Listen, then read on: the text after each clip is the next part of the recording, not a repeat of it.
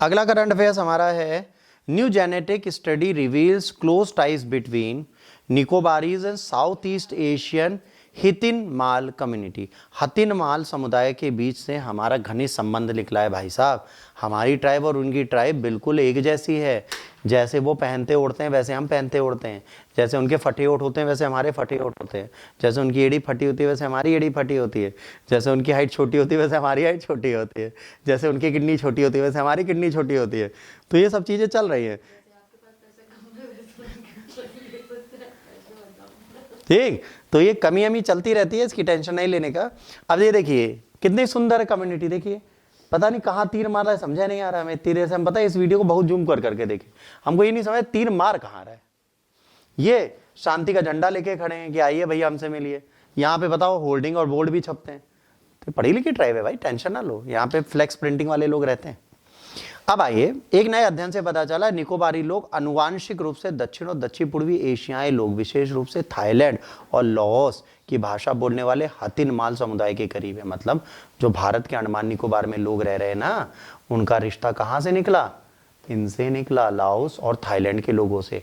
अब कल को थाईलैंड और लाओस कहेंगे तो मेरा है, हाला बवाला यही है। आप रिश्ता निकाल दो फिर दिक्कत। यह जनजाति का पहला विस्तृत आनुवांशिक विश्लेषण है। हमारी जनजातियों में पहली बार ऐसा विश्लेषण हुआ है।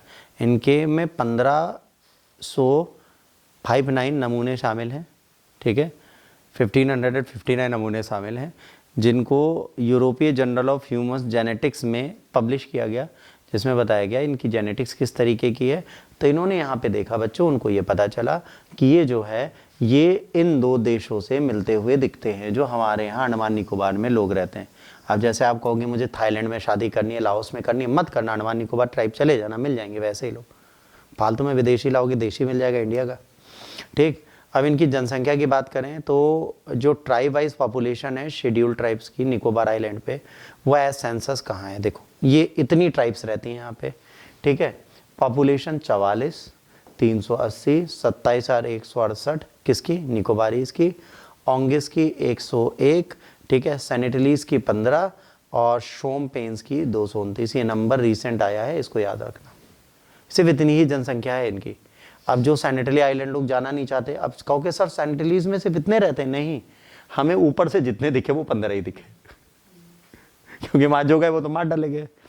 जो बचे हैं वो ऊपर से दिखते हैं, झिंगा लाला हु समुद्र के कोस पे जो करते हैं, मात्र 15 लोग आज तक हम देख पाए, उससे ऊपर नहीं देख पाए। अब communication and the trust binding with tribal communities. Andaman Nicobar प्रशासन ने जारवा लोगों की चिंता और भविष्य की जरूरत को समझने के लिए उनके साथ संचार चैनल स्थापित किए। इन्होंने कहा जो जारवा लोग हैं उनकी क्या प्रॉब्लम है, उसके लिए इन्होंने क्या कि कम्युनिकेशन से स्टार्ट किए। ये पहल जारवा समुदाय में आत्मविश्वास बढ़ा है। अवैध शिकार, अतिक्रमण, दुर्व्यवहार के बारे में सूचना का आदान प्रदान हुआ। सरकार को पता चला है यहाँ पे अवैध शिकार होते हैं, अतिक्रमण होता है और उनके साथ गलत होता है, तो ट्राइब ने बताया, तो सरकार अब उसके लिए उपाय कर सकती है। मान लो तुम परेशान हो, ठीक, और तुम ऐसे आओ, बेटा क्या हुआ? कुछ नहीं। बेटा पढ़ लो, मन नहीं। बेटा कुछ खा लो, मन नहीं। क्या हुआ? कुछ नहीं। तो मैं सरकार हूँ ना, मुझे कैसे पता चलेगा क्या नहीं हुआ? फिर मैं बैठूंगा, फिर मैं तुम्हें अपने हाथों से एक रोल खिलाऊं, फिर इमरती खिलाऊं, फिर तुम्हें काजू कतली खिलाऊं, ठीक है, उसके बाद हाजमुला कैंडी भी दूं चाटने के लिए, फिर तुम बड़े खुश हो जाओगे। फिर तुम बताओ भैया हम क्या बताएं, हम बाहर निकल रहे थे, हमारे घुटने में चोट लग गई और वो सब कह रहे थे टिंगू लड़ गया, तो हमको बहुत बुरा लगा। तो हमें पता चलेगा उसके साथ दुर्व्यवहार हुआ। जब उसके साथ वो दुर्व्यवहार हुआ तो उसने बताया, तभी पता चला ना। हमें कैसे पता चला? मान लो हम रोड से आ रहे थे, हैं, किसी ने कहा टेढ़ू हट, अब हम यहाँ आए, हम बड़े बुरे में थे, दुखी मूड में थे, हम आए, तुम लोगों ने पूछा सर क्या? कुछ नहीं, पढ़ो। पर मैं तुम्हें बताऊंगा मैं टेढ़ू लग रहा था, तो तुम लोग कहोगे ना सर ऐसे चलो, सर ऐसे हो। तो कब होगा? जब मैं आपको बताऊंगा कि मेरे साथ दुर्व्यवहार हुआ। तो किसी भी ट्राइब को जब बताएगी तभी तो सरकार कुछ करेगी। अब सैनिटरीज का हम संरक्षण क्यों करते हैं? Eye on hands off policies for sanitary, मतलब आंख उनकी तरफ पर हाथ नहीं उठा सकते, ना हाथ लगा सकते, वहां जाएगा ही नहीं कोई, क्योंकि जाएगा तो हाथ ही नहीं रहेंगे, लगाओगे कहां बेचारे के ऊपर? वो तो दूरी से तीर भाले कमान चलाते हैं, ठीक है। भारत सरकार के ने परामर्श से विकसित उत्तरी सैनिटल डीप के चारों ओर प्रोटोकॉल से अवैध शिकार को रोकने के लिए जनजाति को अलग थलग रखने में मदद मिली। वहाँ की जो जनजाति है वहाँ कोई जाता नहीं, जैसे अंडमान निकोबार है, यहाँ पे सैनिटली डीप है, यहाँ कुछ लोग जाने की कोशिश कर चुके हैं। एक बार एक ईसाई मिशनरी गया, सबने कहा भाई मत जाओ, कह रहा मैं पहला होऊंगा जो जीसस क्राइस्ट के बारे में आप बता के आऊंगा, मेरा इतिहास में नाम आ जाएगा। अच्छा पहली बार गया मछली लेके, नाव वाले ने कहा कि भैया, कह रहा तुम खड़े रहो मैं आ रहा हूँ। वो मछली लेके गया, सेंट इटली आइलैंड वाले बहुत अच्छे थे, उन्होंने उससे कहा कि भैया ये मछली लो अपनी, और नाव में बैठाया कि जाओ। उनको भाषा नहीं समझ में, इसको भी नहीं समझ में, इसने कहा जाओ। ये कह रहा है बड़े अच्छे लोग हैं। ये दोबारा गया बड़ी मछली लेके, फिर कह रहे अच्छा हो। फिर मछली से पहले इसको काटा, सर अरक धड़ालग और फेंक दिया बीच पे, जाओ। तो जब एक बार उसने कहा कि भैया जाओ, तो मतलब जाओ, तुम दूसरी बार काहे गए गला कटवाने? भाई उसको क्या लगा, उन्होंने कहा ये छोटी मछली, फिर दूसरी बड़ी मछली, मतलब वो कह रहा है कि मेरा ही शिकार कर लो, तो उन्होंने ठीक आओ कर लेते। जिनको कुछ पता ही नहीं, उनके पीछे, उनको ना टेलीकम्युनिकेशन आता है ना कुछ आता है, तो सरकार ने उस जोन में जाना ही मना कर दिया लोगों को। सरकार की परमिशन से वही शाही मिशनरी गया था, फिर उसके बाद सरकार ने कहा कोई नहीं जाएगा सेंट इटली आइलैंड, क्योंकि वो लोग सुनना ही नहीं चाहते हमारे, ठीक। तो इसलिए वहां पर कोई जाता नहीं। इसके बाद आता है हतिनमाल समुदाय। हतिनमाल समुदाय के बारे में आप याद रखिएगा, क्योंकि एग्जाम में पूछा गया, इसी से कोरिलेटेड है ना वो वाले लोग, तो इसलिए हतिनमाल समुदाय की जो पॉपुलेशन है वो दक्षिणी पूर्वी एशिया में रहने वाली एक जनसंख्या का समूह है। विशिष्ट जातीय निकोबार द्वीप समूह के मूल निवासी समूह निकोबारी लोगों के साथ अनुवांशिक समानता के लिए जाना जाता है। हतिनमाल speaks what? Austro Asiatic language, है ना, ऑस्ट्रो एशियाटिक लैंग्वेज बोलते हैं, स्पेशली, है ना, belong to the Khmuic branch, इसे खुमाइक भी बोल सकते हैं, Khmuic branch, which further strengthen their connection with Nicobari. तो खुमाइक ब्रांच से है, लैंग्वेज इनकी है ऑस्ट्रो एशियाटिक लैंग्वेज, और इनका संबंध किससे मिला है? निकोबारियों के साथ मिला है, जो इनके संबंधों को मजबूत करते हुए दिखती है। अब एथनिक डिस्टिंक्टिवनेस क्या है? जातीय विशिष्टता। यद्यपि आनुवांशिक रूप से निकोबारी लोगों के समान हथी ने एक अलग जातीय पहचान बनाए रखी है, जो निकोबारी आबादी से स्पष्ट आनुवांशिक विचलन दर्शाता है। इन सबसे ड्रिफ्ट है, मतलब ये नहीं है कि ये इनके जैसे ही है। एक चीज समझिए, मान लीजिए हम इंडियंस हैं, बहुत एग्जाम्पल छोटा सा है, ठीक। मैं इंडिया में रहता हूं, मेरी बच्ची इंडिया में रहती है, इसके बाद दूसरा एक इंडियन है जो मुझसे एकदम उबा गया और वो यूएस से शिफ्ट हो गया, फिर उसकी एक बच्ची पैदा हुई, वो यूएसए में रहती है, फिर हमारी वाली बच्ची और इनकी वाली बच्ची कभी मिली, तो हमारे बच्चे ने कहा hey man how are you, तो you idiot what you saying I don't understanding. थोड़ी देर में बिटिया कि पप्पा समझ नहीं आ रहा कौन सी अंग्रेजी बोल रहा है। रीजन बीइंग है दोनों सेम अनुवांशिक है, बट ये जिस एनवायरनमेंट में रह रही है यूएसए में, वहां की इंग्लिश बिल्कुल अलग है। Yo man I was just supposing to say that, अब तुम्हें आधी चीज समझे नहीं है उसने क्या बोल दिया। हेलो यार भैया क्या हाल चाल, hey man how are you, simple अंग्रेजी है ना। वहां पे इतनी अंग्रेजी ऐसी, वो पता है आवाज भारी कर लेते हैं। अमेरिकन की इंग्लिश जब सुनो ना, hey man I was just supposed to do so, पता नहीं काहे का भारीपन चाहते हैं। तो क्या वहां पे रहने वाले लोगों की लैंग्वेज बदली, वैसे जो इंडिया में आ गए ये ट्राइब वाले, वो हमारे एटमॉस्फेयर हमारी चीजों के साथ घुल गए, तो इनमें बदलाव आ गया दोनों तरीके से, ठीक है। हतिनमाल लोग मनोवैज्ञानियों और अनुवांशिकों की विशेष रुचि का विषय है।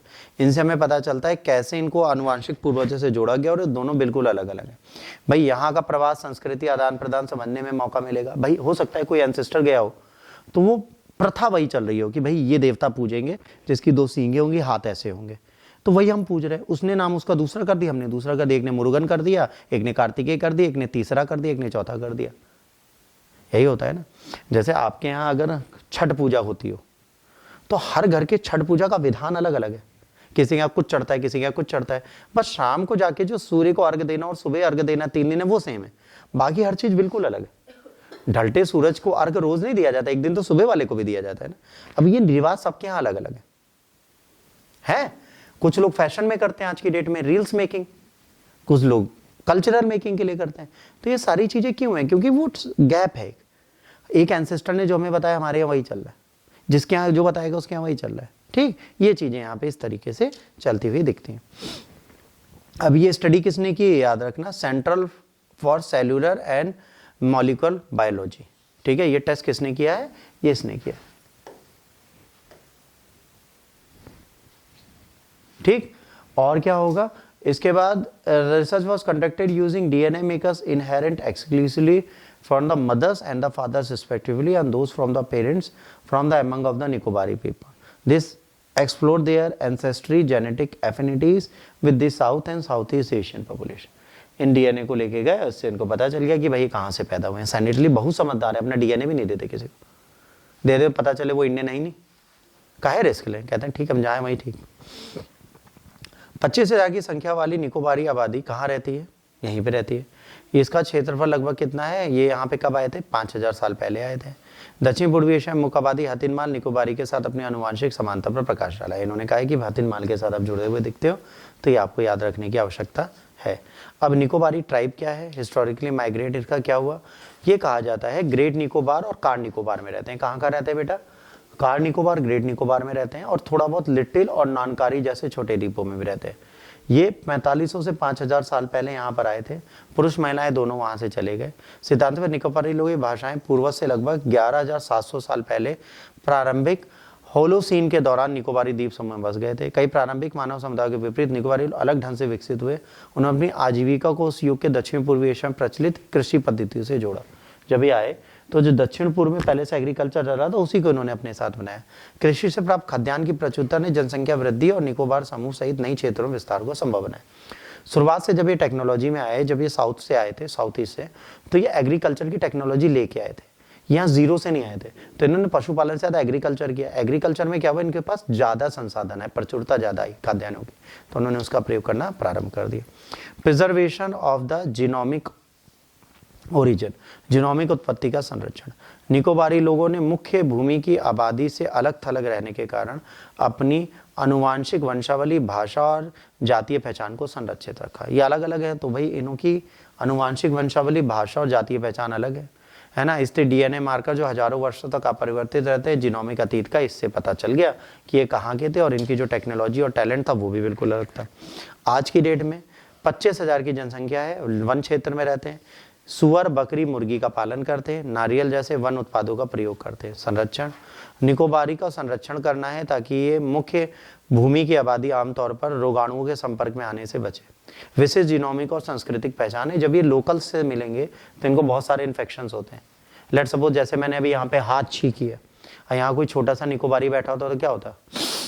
अम्मा कौनो छीकस दीस, उसको नहीं पता क्या हुआ, अब उनको कोल्ड होगा, फिर मम्मी का यहाँ बच्चों हमरे लग जाओ, वो गला लगा, फिर अम्मा बप्पा गले लगे, उनको भी हो गया, और बप्पा की दूसरी वाली थी उसके गले लगे, उसको हो गया। ऐसे बच्चों को फैलते फैलते 25,000 में फैल गया, रिस्क हुआ।